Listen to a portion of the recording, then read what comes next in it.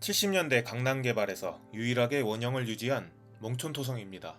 당시에는 위례성으로 가장 유력 시대였지요.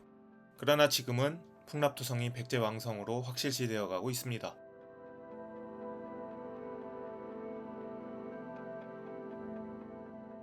개발 이후 벌써 40년이 훌쩍 넘어 인근의 여러 지역이 재개발을 앞두고 있지요. 그중 모 아파트 자리에서는 삼국시대 주거지 68기, 수혈유구 363기, 도로 유적 등 475기의 유구가 발굴되었고, 인근 상가 신축 부지에서는 170평이 채 못되는 면적에서 삼국시대 주거지 14기 등 40기의 생활유구가 발굴되었습니다.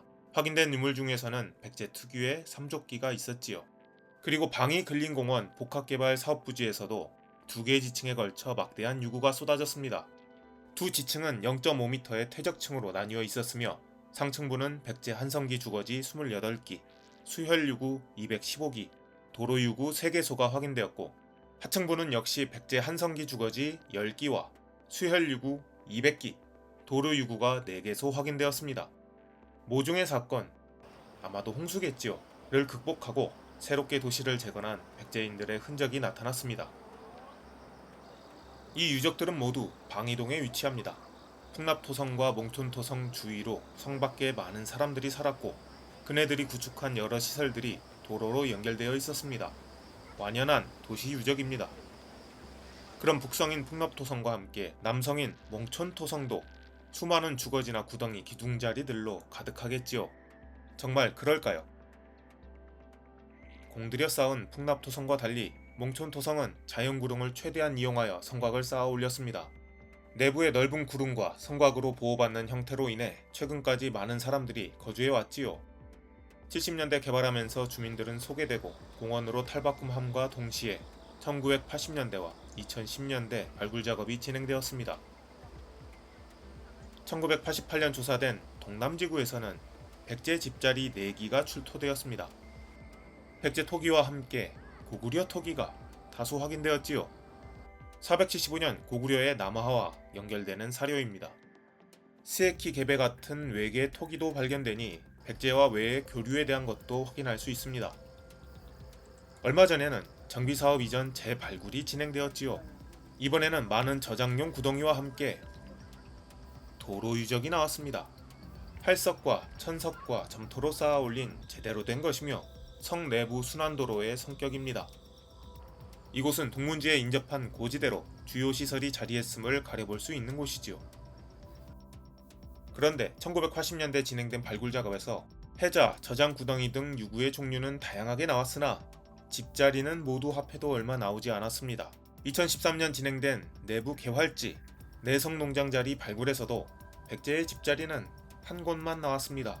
오히려 북문지로 향하는 도로 유구는 2군데였고 신라 발해 시대 집자리가 많이 나왔지요. 몽촌토성의 크기는 풍납토성에 비해 많이 작습니다. 풍납토성은 40만 제곱미터인데 비해 몽촌토성은 20만 제곱미터입니다. 개발로 완전히 멸실되어 파악이 어려우나 사서의 사성이라 생각되는 삼성동 토성의 넓이보다는 큽니다. 하남 이성산성의 면적이 12만 9천 제곱미터인 것을 보면 백제 왕성이 유력한 풍납토성보다는 작지만 고대의 치소성이나 일반적인 성들보다 많이 큰 성입니다. 풍납토성 축조에 엄청난 공력이 들어갔음에도 방어에 대한 지형적 고려가 적은 것에 비해 몽촌토성은 인근의 유일한 고지로서 자연구름을 영리하게 이용하여 방어력 증대를 꾀하고 해자를 설치했지요. 아울러 내부의 평지를 잘 활용하여 개활지를 보존하였습니다. 그리고 왕성 접근성이 아주 좋은 위치입니다. 남쪽에서 올라오는 가도 중간에 위치하여 풍납토성을 포함한 강동구가 일자산 등의 고지로 둘러싸여 있고 남쪽만 열려 있는데 그 가운데 위치하고 있습니다.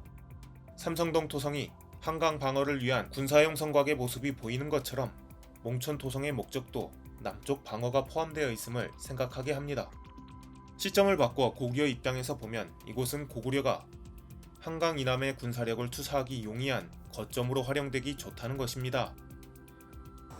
실제로 고구려 거주지와 함께 아주 많은 수의 나팔인 모양 토기 등 고구려 유물들이 출토되고 있습니다. 2010년대 들어서 내부 개활지 인근의 발굴이 시작되었는데 집수지, 도로 유적과 함께 막대한 양의 고구려 유구와 유물이 나타났지요. 그중 고구려 목재 쟁기와 고구려 목관 등이 포함되어 있었습니다. 이것은 고구려가 정착과 지배하려는 의도를 가지고 있었다는 증거가 됩니다. 반면 고구려 이전의 백제 유적에서는 특기할 만한 양상이 확인됩니다. 토성의 구조와 별도로 시간이 지날수록 내부 경사도가 완만해지는데 이것은 인위적인 성토로 평탄화하려는 노력으로 보이며 폭이 10m에 달하는 도로가 북문에서 성 내부로 진행된다는 것이었습니다. 역시 도로 유적이 눈에 띕니다.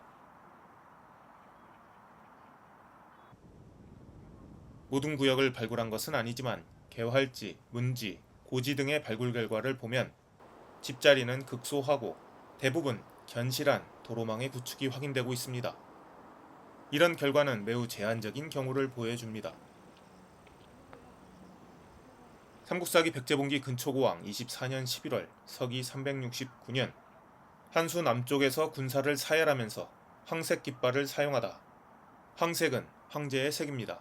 직전 고구려군을 크게 무찌르고 왕권을 보여줌과 동시에 기존의 군대 편제를 일원화하고 군 통수권이 강화된 것을 나타낸다는 연구가 있습니다.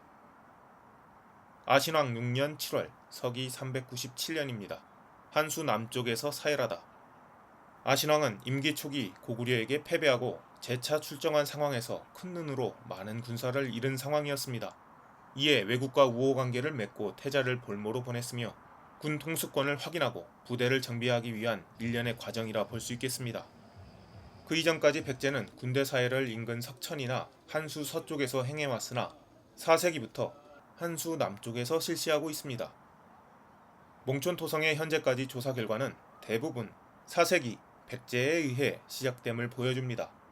한수 남쪽이 가리키는 곳은 몽촌토성일 가능성이 크다 하겠습니다.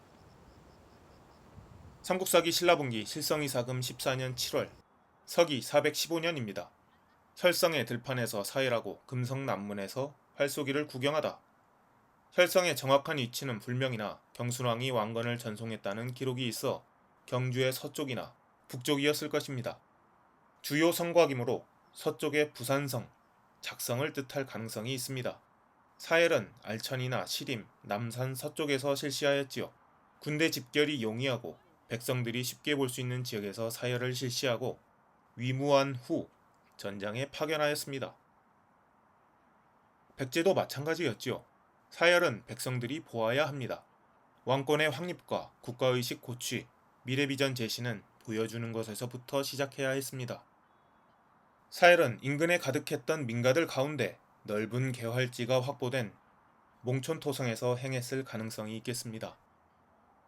몽촌토성은 백제의 수도방위 사령부이자 국방부로서 주둔과 군사훈련, 유사시 대피성으로 기능하며 왕성을 보좌하는 역할을 수행했을 것입니다.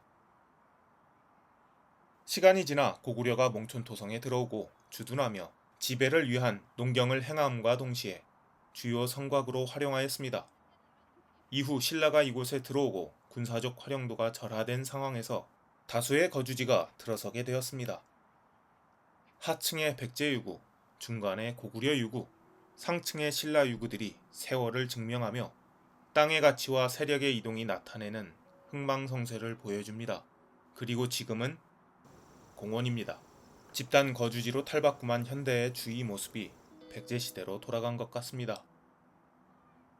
다른 목적으로 개활지가 유지되고 있지만 문명을 영위하는 현대 한국인들에게는 신라의 마음을 갖고 바라보는 이들도 있을 것입니다.